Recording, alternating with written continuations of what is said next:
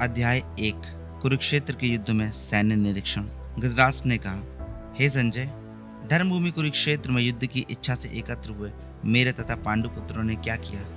संजय ने कहा, हे राजन, पांडुपुत्रों द्वारा सेना की व्यूह रचना देखकर राजा दुर्योधन अपने गुरु के पास गया और उसने ये शब्द कहे, हे आचार्य, पांडुपुत्रों की विशाल सेना को तो देखें, जिसे आपके बुद्धिमान शिष्य द्रुपद ने इतने कौशल से व्यवस्थित किया है। इस सेना में भीम तथा अर्जुन के समान युद्ध करने वाले अनेक वीर धनुर्धर हैं, यथा महारथी युयुधान, विराट तथा द्रुपद।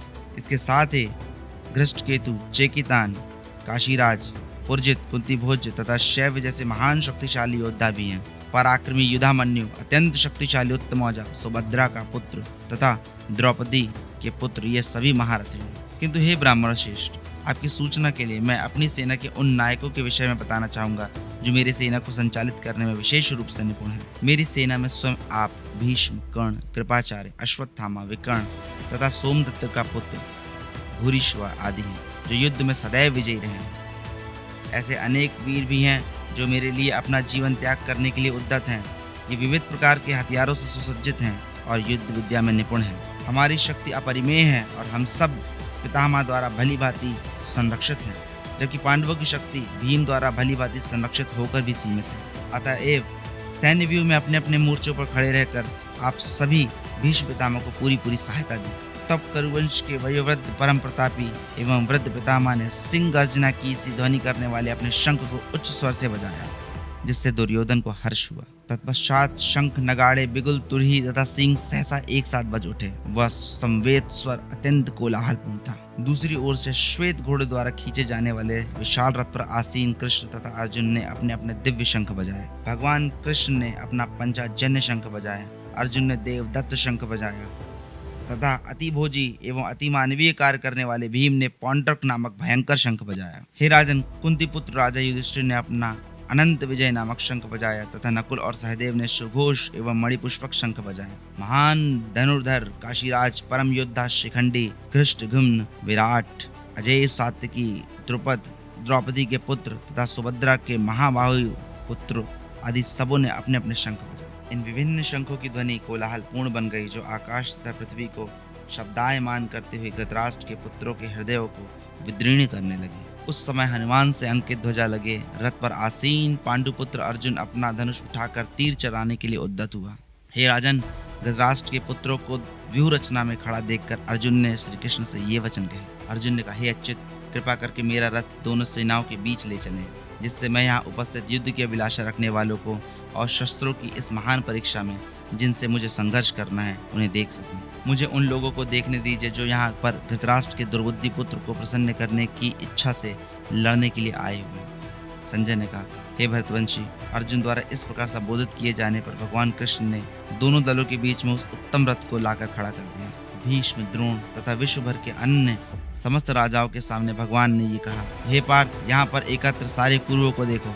अर्जुन ने वहां पर दोनों पक्षों की सेनाओं के मध्य अपने चाचा, ताऊओं, पितामहों, गुरुओं, मामाओं, भाइयों, पुत्रों, पौत्रों, मित्रों, ससुरों तथा शुभचिंतकों को भी देखा। जब कुंती पुत्र अर्जुन ने मित्रों तथा संबंधियों की इन विभिन्न श्रेणियों को देखा तो वह करुणा से अभिभूत हो गया और इस प्रकार बोला।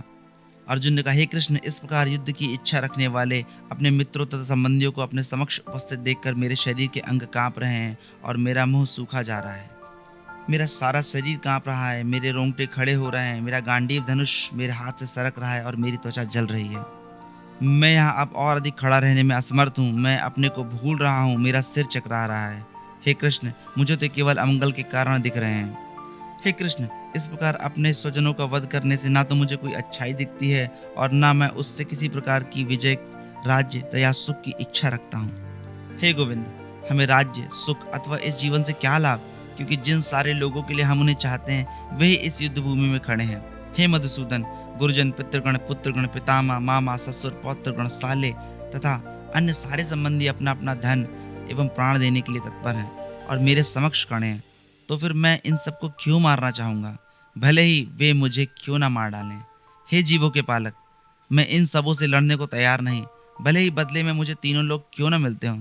इस पृथ्वी की तो बात ही छोड़ दें, भला धृतराष्ट्र के पुत्रों को मारकर हमें कौन सी प्रसन्नता मिलेगी। यदि हम ऐसे आतताइयों को वध करते हैं तो हम पर पाप चढ़ेगा अतः यह उचित नहीं होगा कि धृतराष्ट्र के पुत्रों का तथा उनके मित्रों का वध करें। हे लक्ष्मीपति कृष्ण, इससे हमें क्या लाभ होगा और अपने ही कुटुंबियों को मारकर हम किस प्रकार सुखी हो सकते हैं। हे जनार्दन, यद्यपि लोभ से अभिभूत चित्त वाले ये लोग अपने परिवार को मारने या मित्रों से द्रोह करने में कोई दोष नहीं देखते हैं, किंतु हम लोग जो परिवार के विनष्ट करने में अपराध देख सकते हैं, ऐसे पाप कर्मों में क्यों प्रवृत्त हों। कुल का नाश होने पर सनातन कुल परंपरा नष्ट हो जाती है और इस तरह शेष कुल भी अधर्म में प्रवृत्त हो जाता है। हे कृष्ण, जब कुल में अधम प्रमुख हो जाता है तो कुल की स्त्रियां दूषित हो जाती हैं और स्त्रीत्व के पतन से हे वृष्टिवंशी अवांछित संतानें उत्पन्न होती हैं।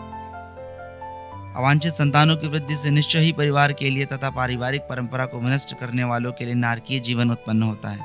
ऐसे पतित कुलों के पुरखे गिर जाते हैं क्योंकि उन्हें जल तथा पिंड देने की क्रियाएं समाप्त हो जाती हैं। जो लोग कुल परंपरा को विनष्ट करते हैं और इस तरह अवांछित संतानों को जन्म देते हैं, उनके दुष्कर्मों से समस्त प्रकार की सामुदायिक योजनाएं तथा पारिवारिक कल्याण कार्य विनष्ट हो जाते हैं। हे प्रजापालक कृष्ण, मैंने गुरु परंपरा से सुना है कि जो लोग कुल धर्म का विनाश करते हैं वे सदैव नरक में वास करते हैं। ओह, कितने आश्चर्य की बात है कि हम सब जघन्य पाप कर्म करने के लिए उद्यत हो रहे हैं। राज्य सुख भोगने की इच्छा से प्रेरित होकर हम अपने ही संबंधियों को मारने पर तुले हैं।